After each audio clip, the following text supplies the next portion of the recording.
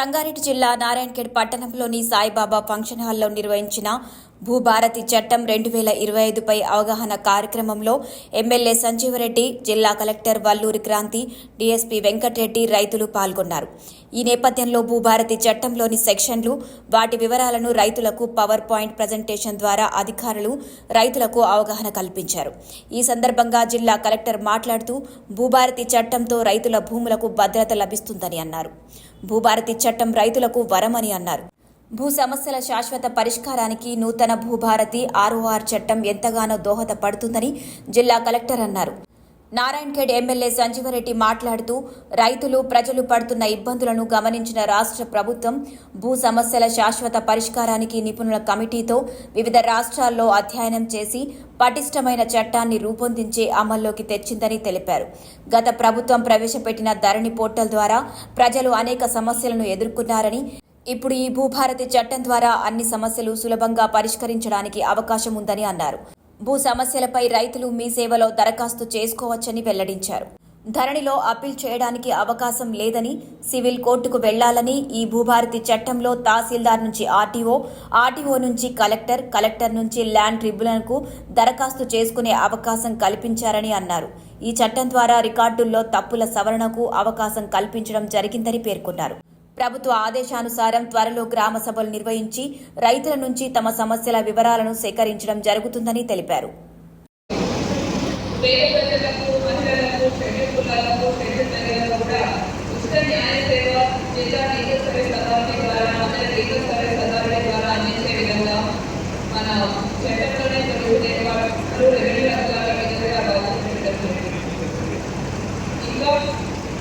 ప్రతి సమస్య కూడా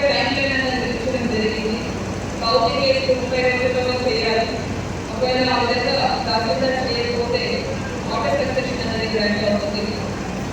అలానే సాధారణమైన 2014 సాధారణమైన అయ్యింది. 2020లో మీరు అప్లై చేసుకుని ఉంటే అవన్నీ కూడా ఇప్పుడు ఆర్టీఓ గారు పరిష్కారం చేస్తారు. ఇవన్నీ కూడా 90 రోజుల్లోగా ఆర్టీఓ గారు పరిష్కారం పొందుతారు. ఈ విధంగా ప్రతి సమస్యకు కూడా టైం లైన్ విధించడం వల్ల అధికారంలో జవాబుదారీతనం పెరుగుతుంది. రైతుల సమస్యలు కూడా త్వరగా పరిష్కారం అవుతాయి. కాబట్టి రైతులకు మేలు చేయాలి, రైతుల మంచి కోరి రైతులకు వారి భూ హక్కులు త్వరగా ఇప్పించాలి అనే ఒక మంచి ఉద్దేశంతో తెలంగాణ రాష్ట్ర ప్రభుత్వం భూభారతి చట్టాన్ని తీసుకురావడం జరిగింది. ఈ చట్టం మీద అవగాహన పెంచుకొని రైతులందరూ కూడా సద్వినియోగం చేసుకోవాలని కోరుతున్నాను. మన రెవెన్యూ అధికారులందరూ కూడా రైతులు ఎటువంటి సమస్యలతో ఉంటున్నారో అవన్నీ కూడా అర్థం చేసుకుని త్వరగా పరిష్కరించి వారికి ఆస్తులు త్వరగా వచ్చేయడంలో మీ అందరూ కూడా కృషి చేయాలని కోరుతూ నేను ఈ సభ ఆర్గనైజ్ చేసిన అందరికీ కూడా ధన్యవాదాలు. ఏదైనా మార్గంలోనే అన్ని సమస్యలు కూడా పరిష్కారం అయ్యే విధంగా ఏర్పాటు చేయడం జరిగింది.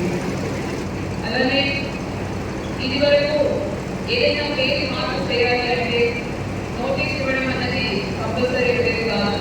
కానీ కొత్త చట్టంలో ఏ పేరు మార్చాలన్నా కూడా ఇంటరెస్టెడ్ పార్టీస్కి తప్పనిసరిగా నోటీస్ ఇచ్చి అభ్యంతరాలను స్వీకరించి వాటి మీద హియరింగ్ కండక్ట్ చేసి స్పీకింగ్ ఆర్డర్ అనేది పాస్ చేయాల్సి ఉంటుంది.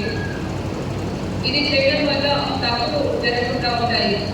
మనం ధరణి సిస్టంలో ముఖ్య కంప్లైంట్ ఏంటంటే మాకు తెలియకుండా మా పేరు మార్చారు, మాకు తెలియకుండా వేరే వాళ్ళ పేరు వేయించారు, మాకు తెలియకుండా కౌంటీ చేశారు.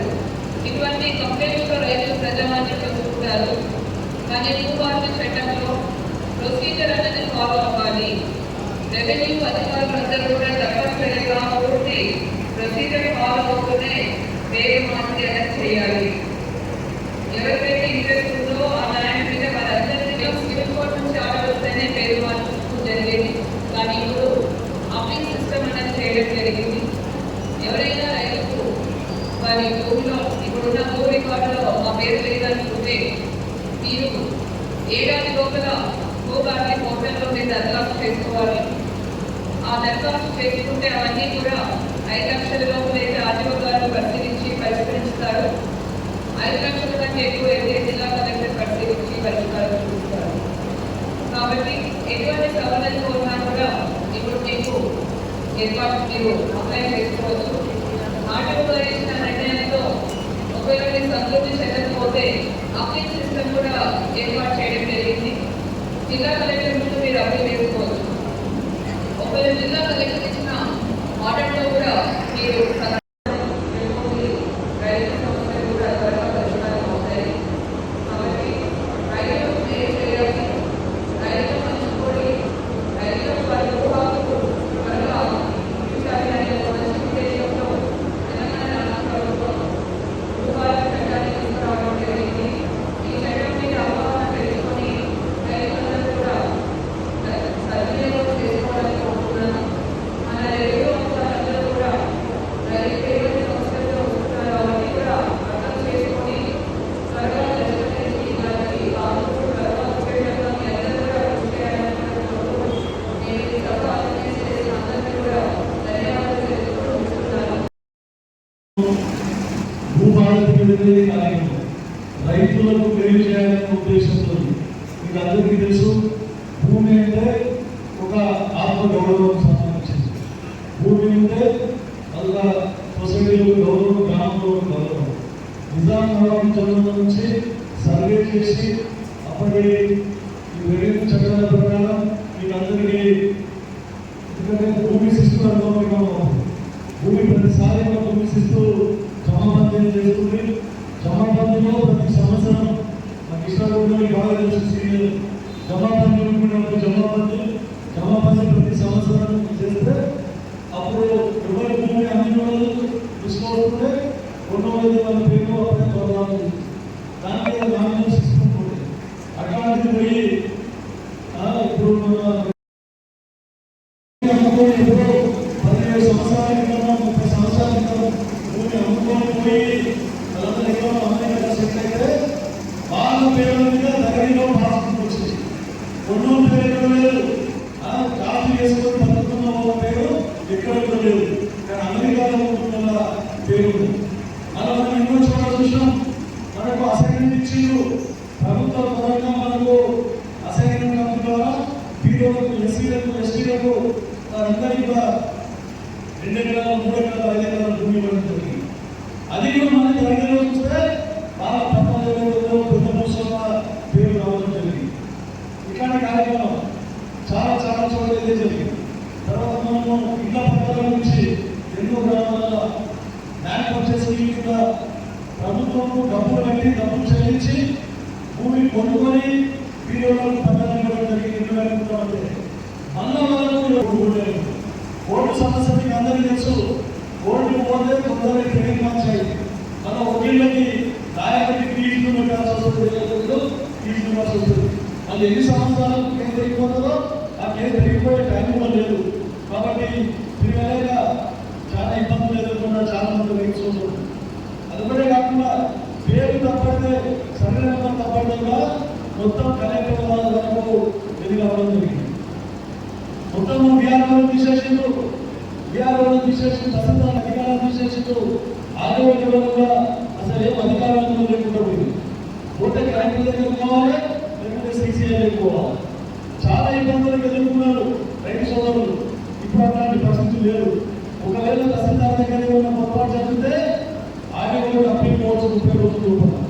మన ఆర్డీఓ దగ్గర కూడా మీకు న్యాయం జరగలేదు అంటే మళ్ళీ మనం కలెక్టర్ దగ్గర ఎవరైనా 10% ఉంటే ట్రిబ్యునల్ పోవచ్చు, సీసీఐ పోవచ్చు. అప్పుడు లేదు తహసీల్దార్ ఏం చెప్తారు, తహసీల్దార్ దగ్గర రిజిస్ట్రేషన్ అయిపోయిందంటే డైరెక్ట్ గా మన దగ్గర పోవాల్సింది. ఏదైనా మార్పులు చేసుకోవడం ఇలా కష్టాలు. పేరు తప్పకుండా కలెక్టర్ దగ్గర అప్లికేషన్ పెట్టుకోవాలి. ఎన్నో లక్షల అప్లికేషన్లు 9 రాష్ట్రాల వ్యాప్తంగా 9 లక్షల అప్లికేషన్లు ఇంకా పెండింగ్ ధరగా. ఆ రోజు గత 8 సంవత్సరాల నుండి ఇప్పటి వరకు ఒక్కటి కూడా ఇంకా దానికి పరిష్కారం కాలేదని చెప్పి చెప్తాను. అట్లాంటిది మీకు అందరికీ తెలుసు. ఎలక్షన్లో వచ్చినప్పుడు ఇక్కడ మన రేవంత్ రెడ్డి గారు టీసీసీ అధ్యక్షులు ఉన్నప్పుడు ఇప్పటి ముఖ్యమంత్రి ఆ రోజు చెప్పింది, మా ఎంపీని మా ప్రభుత్వం వస్తే ధరని బంగాళాఖాతంలో పడేస్తున్నారు, పరిస్థితి ఈరోజు భూభారత చట్టం తీసుకురావడం జరిగింది. అన్నమాట నిలబెట్టుకుంటుంది కాంగ్రెస్ ప్రభుత్వం, చెప్పింది చేస్తుంది, ఏదైతే సాధ్యమో అదే చెప్తుంది. ఇక వీళ్ళ ఓపికలు టీఆర్ఎస్ నాయకులకు ఇంకెప్పుడు అరే మీరు 10 సంవత్సరాలు మీకు అవకాశం ఇచ్చినాం. తెలంగాణ సోనియా గాంధీ ఇచ్చినప్పటికీ మీకు ప్రభుత్వం కట్టబెట్టింది, ప్రజలు అధికారం కట్టబెట్టింది. 10 సంవత్సరాలు అధికారంలో ఉంది. మరి ఏం చేసింది మీరు? 7 లక్షల కోట్ల అప్పు చేసి రాష్ట్రానికి కాంగ్రెస్ ప్రభుత్వం అప్పగించింది. ఆ 7 లక్షల కోట్ల బాకీ మేము మిత్తితో సహా కొంచెం పేర్కొంటూ రైతులకు రుణమాఫీ చేయడం జరిగింది. రైతు భరోసా వాళ్ళు 5,000 ఇస్తే మేము 6,000 చెప్తున్నాం. ఆర్టీసీ ఉచిత ప్రయాణం చేస్తా ఉన్నారు. తర్వాత 500కే గ్యాస్ సిలిండర్ ఇస్తా ఉన్నారు.